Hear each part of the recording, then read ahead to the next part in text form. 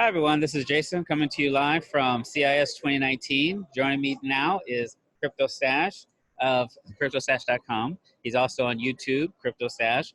He does a lot of great content on educating people on the space, the different products, the different games. His background is in gaming and music, so be sure to check him out online. Stash, thanks for joining me. Yeah, man. Happy to be here hanging out with you. You know, we had, before we jump into it, I'll say we had a pretty good day on the course on Monday doing a little golfing. That's right.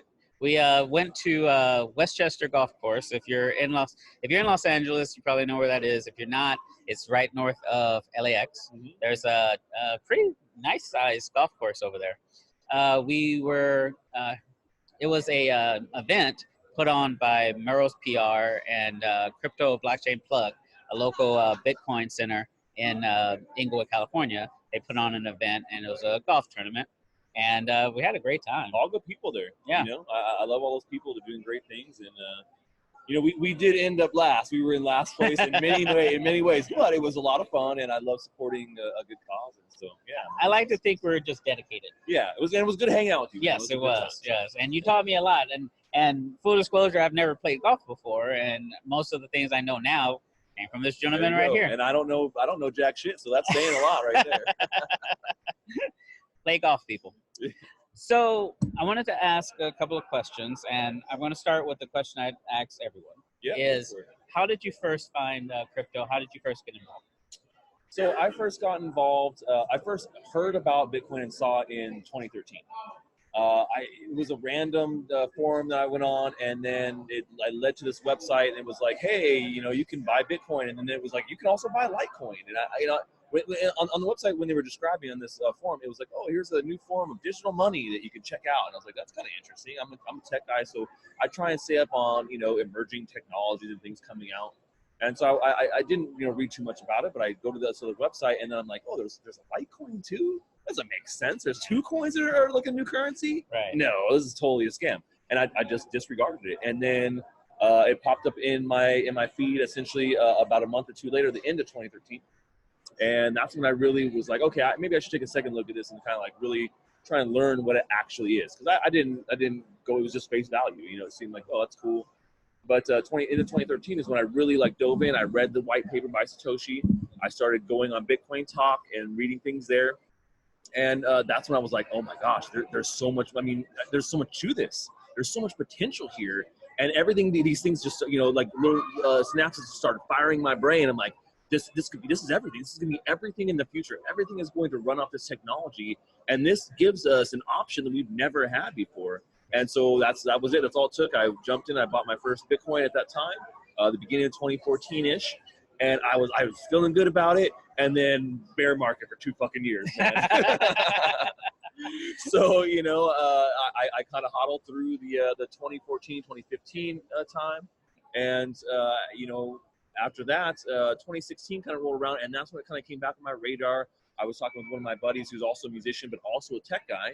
And we were talking about cryptocurrency, and I was like, oh yeah, I own some Bitcoin too. And, you know, and that's when I kind of jumped back into really watching things and looking at the markets. And then you know, I realized, oh man, there's cool new things like Ethereum, and it's really like, it's exploded. There's been more, you know, development than I realized when I wasn't really paying attention during that bear market. And, you know, during that time, I started kind of talking to friends a little bit about it here and there. And, you know, they're like, hey, we don't want to hear about this Bitcoin stuff, man, anymore. I'm like, all right, well, I'm going to create a blog where I can just put my own experiences and journey out there. Right. So when I do talk to friends, I can just say, oh yeah, just go to my website and you can go see everything there. And kind of snowballed from there, man. So nice. That's my origin story.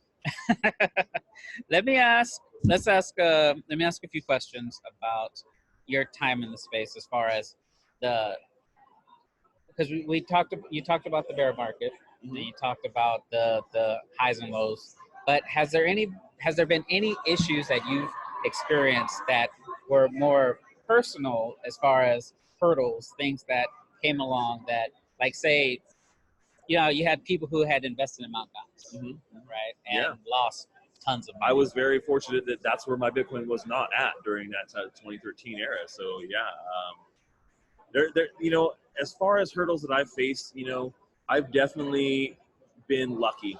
I'm not gonna lie, man. I've been pretty lucky with not having any major thing. Like, I haven't lost a major amount of Bitcoin or cryptocurrency in any kind of way. You know, I would say the biggest hurdle that I've had here in the industry would really just being, you know, understanding trading more, because I don't come from a trading or financial background. Right. It's something that I got into, you know, because of Bitcoin, because I understood that this was something that was more appealing to me than opting in, into being forced into a system that I don't really agree with, which, you know, we could talk all day about the Federal Reserve and U.S. Currency and things like that. But yeah, I mean, I think the biggest hurdle for me was really, you know, learning about some of the basics of trading. I don't do a ton of trading, but it's still good to understand, you know, the flow of charts and how things kind of work in that kind of technical analysis respect. But then also knowing like when to get out of a trade or when you should be holding on to something and not holding on to it. So, you know, my journey's all been about me learning about things, you know, finding cool websites or things that maybe help me and on my journey a little bit better, or, you know, interesting things. You know, one of the ones like I've been talking to people a lot about is Lolly. I was one of the first persons to write about Lolly when they first came out. I'm like, this thing is amazing. Why is nobody else talking about this? Right. I got to do a video. And I did, and it like didn't really get a lot of traction. And then I talked about it a little bit more, and then now they've really gotten to this point where people start understanding, like, yeah, man, you want to stack sats, and they help you do that through kind of like an eBay style, you know, interface, and so it's pretty cool. But yeah, I feel like I've been pretty fortunate in not having to face a ton of hurdles that have been, you know, devastating to anything of like financial respect. So Okay, good. I've definitely lost money. I'm not gonna lie. Like I've definitely bought in coins where, you know, that turned out to be a shit coin. Man, who knew? You know, That was a bad idea. Yeah, and some where I was very happy that I got it on the ICO. But in general, I mean, that's just kind of how it goes. A lot of times, you know, you're not always gonna pick a winner. It's just like anything else. That has a little bit of a gambling element to it, right? I mean, sometimes you pick them and sometimes you don't, and you know, I always try and, you know, put that with a grain of salt when anytime I'm talking or putting out, you know, actual content on things and saying, hey, you know, this is what I think, but this is my personal opinion, and definitely want you guys to go do your own research and things like that. So Well, and the one issue that I've seen in the space is people tend to want other people to do the work for them. And I think that's a holdover from the traditional financial system. Sure. Where you have money, and you don't feel comfortable managing it yourself. Right. So you give it to somebody else. Yeah, they take a fee and they'll like, we got you. Right. If they don't outright scam you. Yeah. Right. That's, and I think people who have been in the space for a number of years are more inclined to want to deal with it themselves. Mm-hmm. People who are new tend to want to go through Coinbases, tend to want to go through centralized platforms. Platform, custodial. Yeah, custodial. Right. Yeah. How do you, in your opinion, which way do you tend to lean? Do you tend to lean, I'm going to do it all myself, I trust me, or do you think that there's going to the custodial route might be good for people who are just getting into the space? How do you feel about that? That's a great question, actually, and my answer is both, honestly. So above and beyond all, I always say you know, one of the great tenets about Bitcoin and cryptocurrencies is being your own bank. And a lot of times people don't, you know, understand exactly what that means, because it's something they haven't really had to deal with ever before. But it's essentially, you know, you being 100% responsible for your finances and where that's going and how secure it is, and et cetera, et cetera. And I think that personally, that is the goal that I'm always trying to instill in people. This is where you want to get to. Now, for beginners that are just coming into the space, it can be overwhelming and way past their, you know, over their head if they don't have that kind of technical knowledge. So I think that some of these, you know, custodial solutions actually work great for beginners that are coming in and just need a really quick solution. But at the same time, you know, hopefully they continue their education and understand why it's important that they're not keeping their funds on these platforms for a long duration of time. Like, you know, we've had many exchange hacks happen. Right. And millions and millions of dollars have been lost. And it's because of that exact same thing. Oh, well, when you're putting your money on exchange or a custodial service like Coinbase or other ones where they're holding your funds for you, there's a chance that those funds could get hacked or stolen because they're in a centralized location. And so I think that it's great for beginners. It's great to get started, you know, a third-party solution like that. But once you have gotten started and you have dipped your little toes in the cryptocurrency river or lake there. Maybe it's almost an ocean at this point, I guess. Maybe once you get past that, I think you definitely want to go to the point where you have your own wallet, you're being fiscally responsible, and it is a hard thing to swallow, but I think that's where I would like to see everyone get to, and Nice. Yeah. So we were speaking about it a little bit before we got started, and I kind of want to touch on it now. So, well, let me put it to you like this. Does it matter who Satoshi Nakamoto is? Because we have a certain gentleman by the name of Craig Wright. Yes, sir. Who is trying to convince everyone it's him. Right. But he hasn't. Wrong, but right. Right. But he hasn't been able to provide proof. Right. And my question at this point is, why is he so adamant about doing it? What does it benefit him to be Satoshi Nakamoto? So let me answer the first part. Does it matter who Satoshi Nakamoto is? Yes and no. I think that the best thing that really he did, or they, or whatever it is, did was remain anonymous and then step away from the picture at an early time. I think that one move may have been what solidified Bitcoin as being the movement that it is. Now, if it comes, it doesn't matter who it really is in the end. I mean, yes and no. If somehow the court determined that it is Craig Wright, I still wouldn't believe it. Right. Honestly, that's how it comes down to, because that person and everything I've seen of him and all the hate that he spews and negativity, I don't see a person like that creating something like Bitcoin, giving it away, stepping back from it, and then all of a sudden coming back and saying, "No, it was me. I swear. Like, now I got to prove it." Right. It doesn't, like, if you're going to do that, you would have just you wouldn't have given up these Genesis keys. You wouldn't have given up the access to Satoshi's Bitcoin and be having to fight over it. So I think that when it comes down to it, it doesn't matter yes and no. I hope it always remains anonymous. Personally, is Craig Wright Satoshi? 100% no, he is not.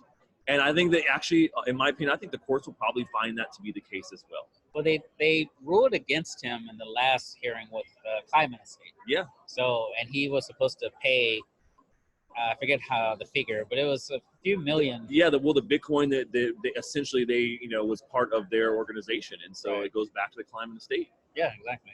So, do you think that taking this through court, because taking it to court was his idea. Yeah. Nobody sued him. Right. He took it to court, and then people started coming in from the subpoenas and things that they were sent. So, but do you think taking it through the legal system is going to do damage to Bitcoin, not Bitcoin itself, but the reputation of Bitcoin and cryptocurrency?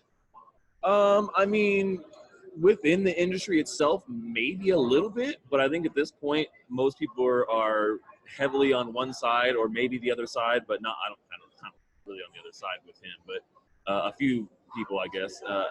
I don't know that it will really affect Bitcoin in general.